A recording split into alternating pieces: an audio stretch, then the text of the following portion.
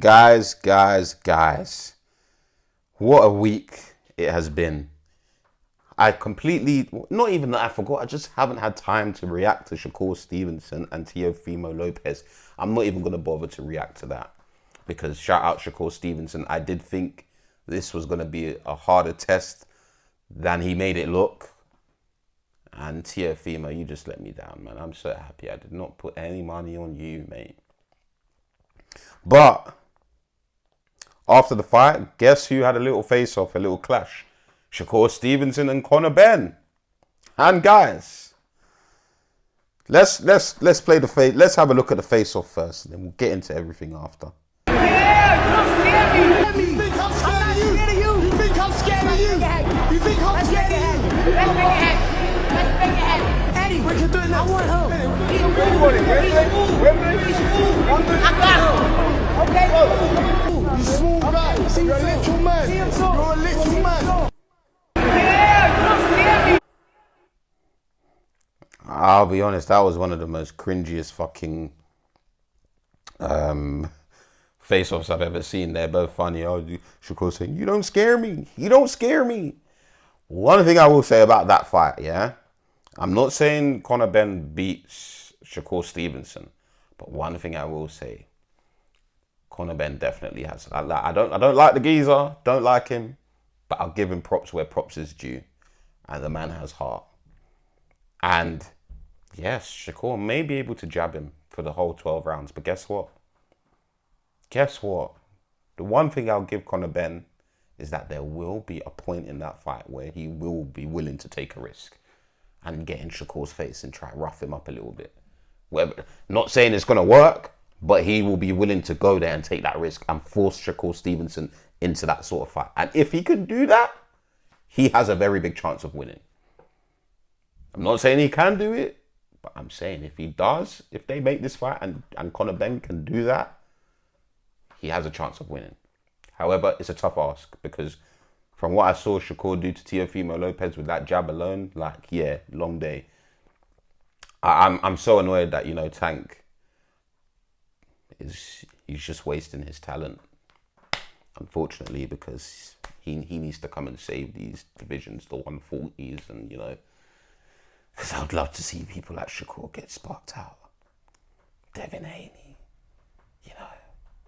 But anyways, the roles have been reversed. Everyone was saying that Chris Eubank Jr. was not weight drained, that he wasn't dehydrated, this, that, and the other. Well, guys, shall we take a look at what Shakur Stevenson had to say about his potential fight with Conor Benn? Because this is coming from a boxer, and everyone was calling me crazy and calling all the people that were calling this shenanigans out. They were saying we're all delusional. We don't know what we're talking about. But let's actually hear from an actual boxer who knows the sport of boxing, who's been boxing since he was a child, yeah? I saw him after the fight, and I just asked him, I said, hey, would you agree to that rehydration clause? And he said, F no. So my question for you is, how does that fight get made then? If he's not going to agree, then we probably don't fight. So he's just wasting time.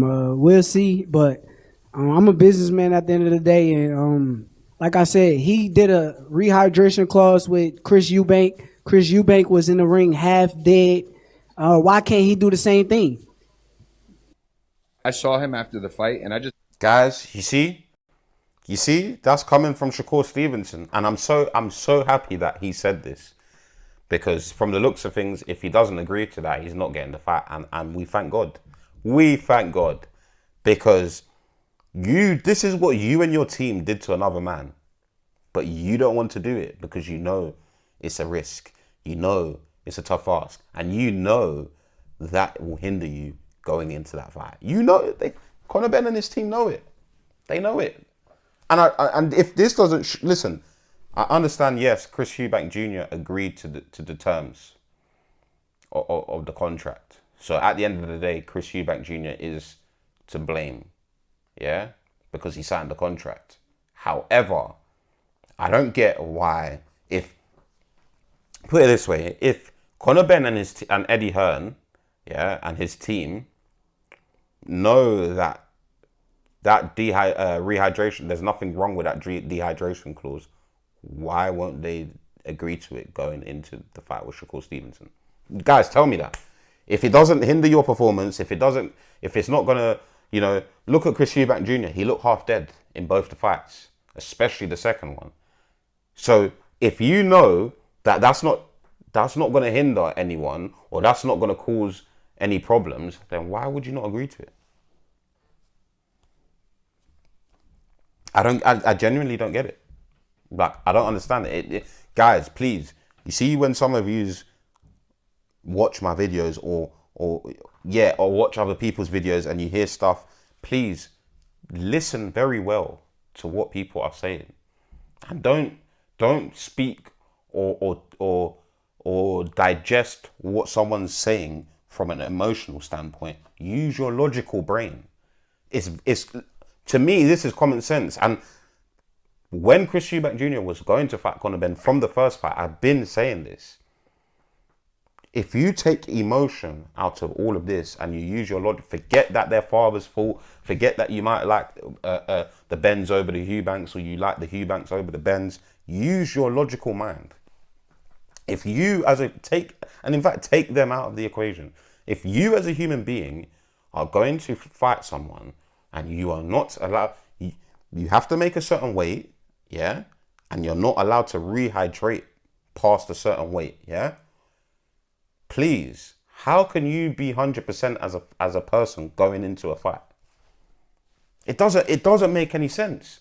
So the fact that even ex-boxers like Tony Bellew and is it Carl Frampton, I forgot his name, and even Eddie Hearn are saying, oh, that's not an issue.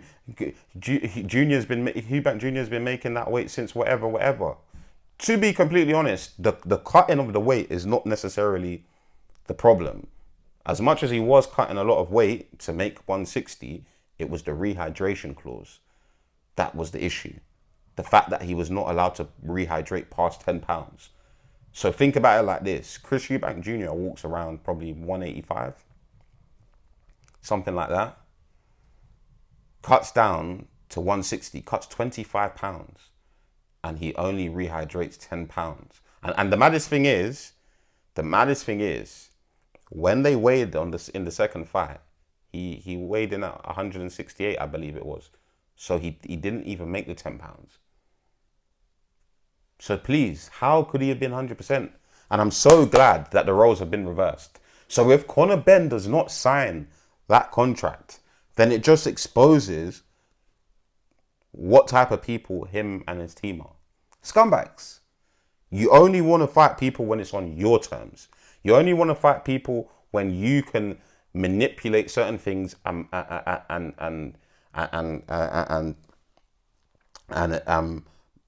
how do I say this? You only want to fight when you can manipulate things and hinder your opponent. That's the only way you're willing to fight. And guys, please listen to what I'm about to say before I end this video, because it's very, very important. Ever since Conor Benn has moved up from 147 pounds, he hasn't looked the same. That's number one. Number two, he hasn't been able to hurt anyone.